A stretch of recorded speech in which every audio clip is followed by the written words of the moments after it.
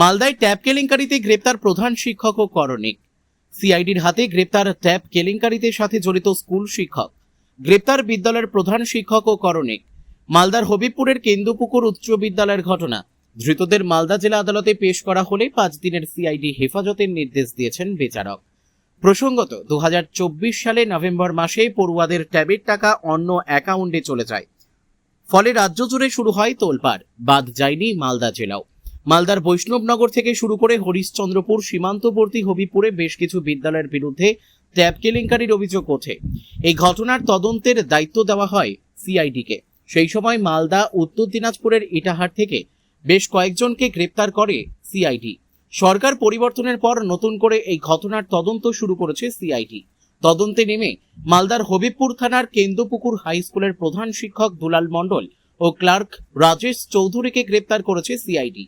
Actually এটা tab কেলেঙ্কারির একটা কেস আছে, যেটা আমাদের ওয়েস্ট বেঙ্গল গভর্নমেন্ট যেটা তরুণের স্বপ্ন হিসেবে সেটা চালু করেছিল, এবং বিভিন্ন জায়গায় বিভিন্ন স্কুলে যে ট্যাবগুলো যেটা দেবার ব্যাপার ছিল, এবং এই কেস স্টার্ট হয়েছিল 24 নভেম্বর। এই যে ট্যাব কেলেঙ্কারি অল ওভার ওয়েস্ট বেঙ্গল নিয়ে হয়েছিল, এবং এই কেসে বিগত সেভারেল অ্যাকিউজড অ্যারেস্ট হয়েছে। উত্তর দিনাজপুর থেকে হয়েছে, মালদা থেকে হয়েছে, এবং সেভারেল ডিস্ট্রিক্ট থেকে হয়েছে, এবং সাউথ বেঙ্গল থেকেও হয়েছে।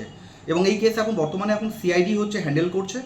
এবং আজকে এই কেসে প্রেজেন্ট ডেভেলপমেন্টের মধ্যে দুজনকে আজকে অ্যারেস্ট করে নিয়ে আসা হয়েছে। তাদের মধ্যে একজন হচ্ছে দুলাল মণ্ডল, সে হচ্ছে teacher in charge of Habibpur Kendpukur high school, এবং তার সঙ্গে একজন ক্লার্ককে অ্যারেস্ট করা হয়েছে। এগুলো যেগুলো হয়েছে সেগুলো টাকাগুলোকে ট্যাব কেলেঙ্কারি যে স্টুডেন্টের যে টাকাগুলো, যে ফান্ডিং যেটা আমাদের স্টেট গভর্নমেন্ট করতো, সেটা কোনোরকমভাবে সেটা স্টুডেন্টের হাতে সেই ট্যাব না পৌঁছে সেটাকে বিভিন্নভাবে তারা অন্য অ্যাকাউন্টে সেটাকে অলরেডি ডেলিগেট করতো।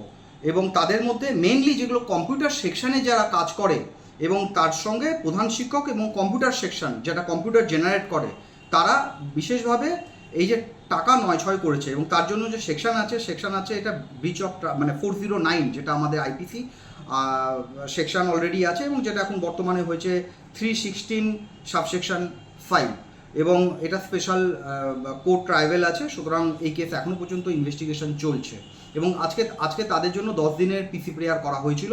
আজকে 5 ডেজ লার্নেড কোর্ট, সবটাই পুরো মেরিট লার্নেড কোর্ট দেখার পরে 5 ডেজ পিসি প্রেয়ার অ্যালাউ করেছে।